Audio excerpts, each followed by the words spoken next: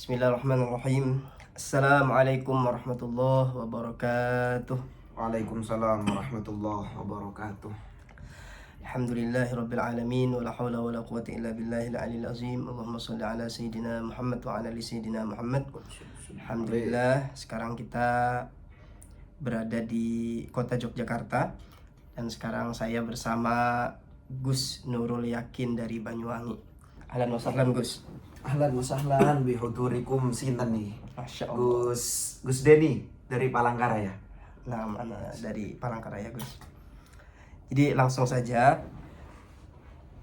kita di sini membuka sesi pertanyaan ya. Jadi langsung aja nih Gus. Langsung. Pertanyaannya nih Gus. Pertanyaan pertama Gus, kira-kira bagaimana kriteria pemuda yang dibanggakan oleh Rasulullah SAW? Ini kriteria dalam segi mana ini? Dalam segi ya yang dibanggakan Rasulullah secara umum dulu lah Gus. Secara umum dikatakan ada, mungkin ini sebuah prinsip bagi pemuda Islam khususnya, mungkin rata-rata prinsipnya ini. Jangan sampai kita menjadi pemuda yang hanya bertolak ukur kepada bapak, ibu kita ataupun keturunan dari diri kita sendiri. Banyak soalnya dari pemuda sendiri, saya anaknya polisi, saya anaknya presiden, sehingga dia menyelesaikan dirinya sendiri, memberhentikan ilmunya pada orang tuanya saja. Maka kata Imam Ghazali Gus, ada makalah laisal fata mayyakulu kana abi, lakinnal fata mayyakulu ha anada. Jadi sesungguhnya pemuda yang diidamkan Rasulullah itu bukan pemuda yang ini loh bapakku, ini loh mbahku, saya keturunan Nabi, saya keturunan habaib, keturunan kiai, bukan. Tapi hakikatnya pemuda istimewa ialah dia yang mengatakan, berani mengatakan kepada dunia, ini loh aku bisa seperti ini, aku bisa seperti itu. Itulah yang buat kita bangga, orang tua kita bangga, bahkan guru kita bangga, sampai Rasulullah SAW bangga kepada kita, karena kita menjunjung tinggi karena diri kita sendiri, bukan dijunjung oleh orang lain. Masya Allah. Itu jadi memang banyak juga Gus ya orang yang kaya, ya, padahal orang tuanya sebenarnya bukan dari orang kaya. Orang yang alim, contohnya kiai-kiai. Bahkan kalau kita baca sejarah, kita balik ke zamannya Rasulullah, rata-rata mayoritas nabi-nabi itu dan rasul itu keturunan dari Bani Israel. Bahkan nabi kita sendiri nih yang berbeda dari Bani Hashim. Padahal Bani Hashim itu biasa. Kalau Bani Israel udah biasa, ketika Bani Israel keturunannya menjadi nabi, contohnya Nabi Ibrahim, keturunannya semua jadi nabi. Ishak, Yakub, sampai Nabi Musa. Iya, sampai Nabi Musa Bani Israel. Tapi beda sendiri dengan Nabi Muhammad. Dia keturunan orang biasa, Bani Hashim, beda dengan Bani Israel. Sehingga untuk mendakwahkan kepada umat Islam lainnya nggak dipercaya. Soalnya dia bukan keturunan orang yang istimewa gitu kan. Tapi Nabi Muhammad membuktikan kepada dunia, beliau bisa mulia bukan dari siapa, tapi karena dirinya sendiri yang istiqomah kepada jalannya Rasulullah SAW. Masya Allah. Makanya ajaran Nabi Muhammad itu susah diterima oleh kaum Yahudi gara-gara itu ya. Ya, gara-gara itu. Jadi kaum Yahudi meremehkan dirinya. Makanya wajar.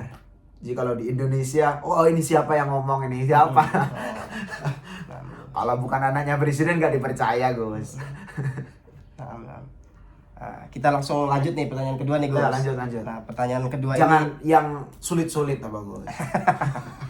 mudah.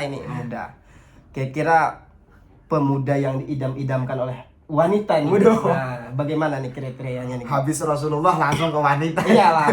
Ini langsung ke poin. Soalnya masih muda. Oke, Gus. Kita kembali ke dauhnya ulama, dauhnya Imam Ghazali, Hujjatul Islam. Beliau pernah mengatakan bahwasanya tidak ada laki-laki yang mulia kecuali dia yang memuliakan wanita. Masya Allah. Dan tidak wa ma'ahannahunna illal la'im.